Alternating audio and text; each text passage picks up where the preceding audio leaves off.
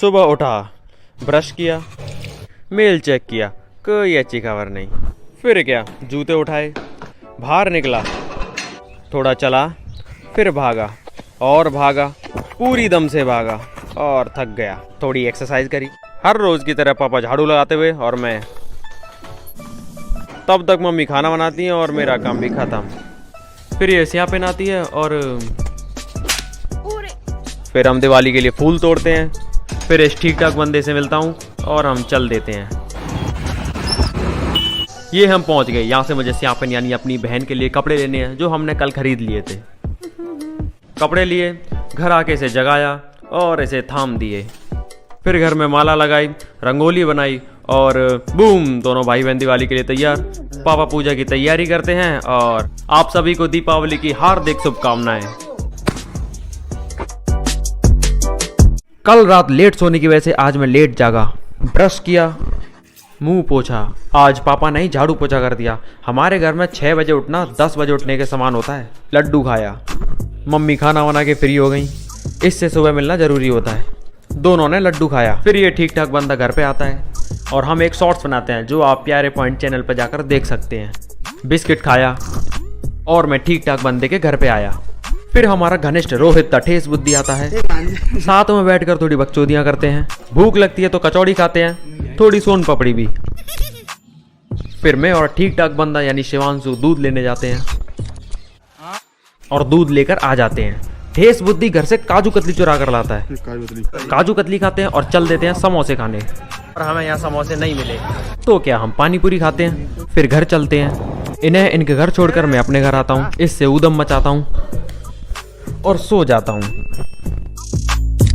सुबह जल्दी उठ के एक लंबी दौड़ लगाता हूँ। ठीक ठाक बंदा और ठेस बुद्धि लेट आते हैं और ऊधम मचाते हैं। इतना भारी है एक चिनअप नहीं ले पाता।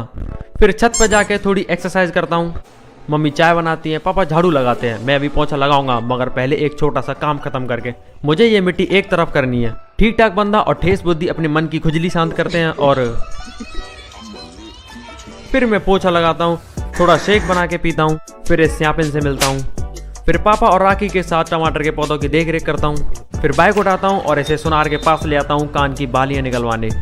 घर आकर पापा के साथ भैंस को नहलाता हूँ क्योंकि आज गोवर्धन पूजा है। फिर इस बच्चे को पढ़ाता हूँ। फिर मैं दूध लेने बाइक से जाता हूँ क्योंकि आज मैं थोड़ा जल्दी में हूँ। ठीक ठाक बंदे को उठाता हूँ क्योंकि इसका दूध भी सेम जगह से आता है। थोड़ा वेट करना पड़ेगा क्योंकि मैं गाय का दूध लेके आता हूँ और उसे भी निकाल रहे हैं। दूध लिया, घर पहुँच के गोवर्धन पूजन किया, परिक्रमा लगाई, फुलझड़ियाँ जलाई, पटाखे फोड़े, खाना खाया और अब चला मैं सोने।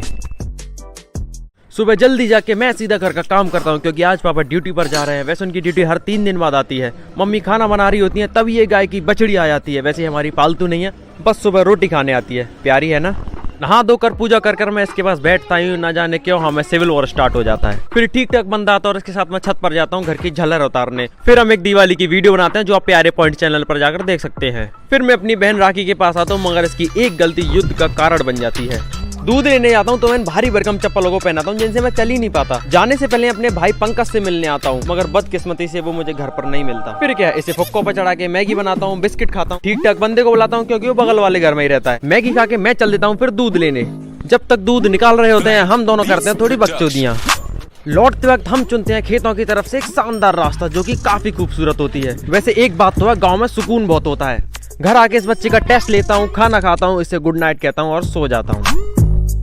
सुबह जल्दी जाके मैं पोछा लगा ही रहा होता हूँ कि मुझे पता चलता है कि मेरी बहन राखी पर्दे धो रही होती है।